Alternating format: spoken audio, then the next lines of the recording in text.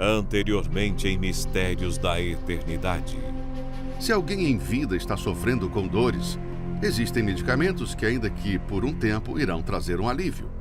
Agora imagine no inferno. A dor será ininterrupta. Não haverá remédios, pausa ou descanso. Será tormento após tormento.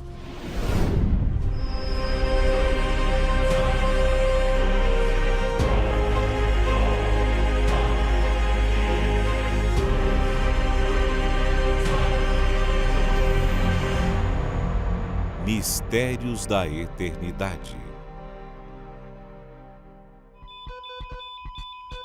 Episódio de hoje: Experiências de quase morte. O que mais intriga o homem, certamente, é a morte. Por um lado, há aqueles que não acreditam que haja vida após ela, e por outro, os que acreditam sim, que a vida continuará assim que partirmos desse mundo. Apesar de a Bíblia e o próprio Senhor Jesus afirmarem que a alma do ser humano é eterna, muitos ainda insistem na tese de que morreu, acaba tudo. Esse era o pensamento de muitos, até que um dia tiveram uma experiência de quase morte.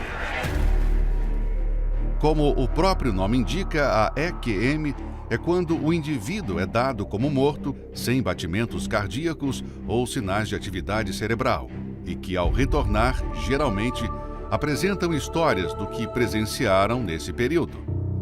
O caso mais recente e famoso no Brasil foi o da modelo Andressa Urach, que após complicações de um procedimento estético entrou em coma.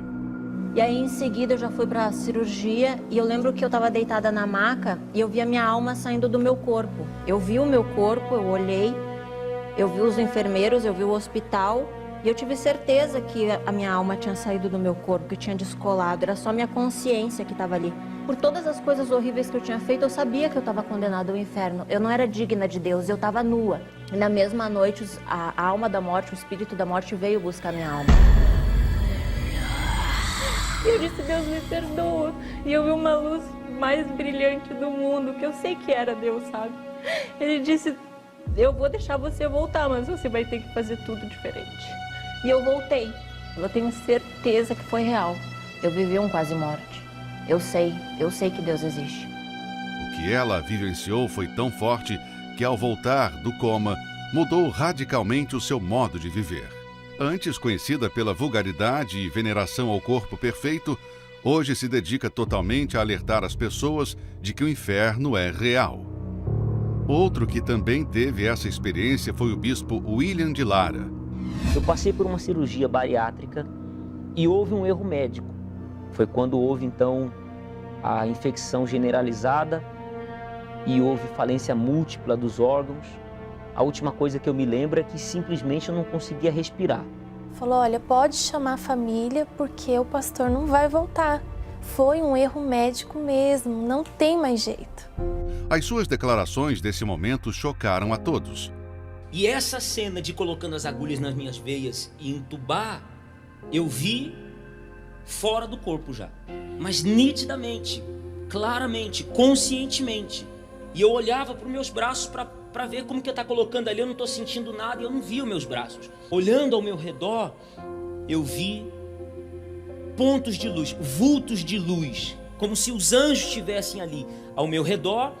E um caminho de anjos assim indicando um caminho de luz. Fora daquele cerco de anjos, eu vi muitos vultos, demônios, que estavam de todos os lados. Quando esses vultos tentavam vir para cima de mim, não conseguia se aproximar, porque aquela luz impedia. Mas o que eu ouvia nitidamente não era gritos de demônio. O que eu ouvia nitidamente eram gritos de gente sofrendo, gritos de gente desesperada. Foi quando eu senti como que me puxasse assim por trás, e uma velocidade assim, em milésimos de segundo, eu estava em cima do hospital. Eu vi ali o hospital, e em cima do hospital estava as siglas do L. H4. Você já tinha visto isso antes? Bispo, eu nunca subi, eu vou fazer o que no L. do hospital? Alguns instantes depois, eu estava de novo dentro da UTI. Depois, quando eu voltei, minha esposa disse, o seu corpo ficou ali por 2 dias no isolamento.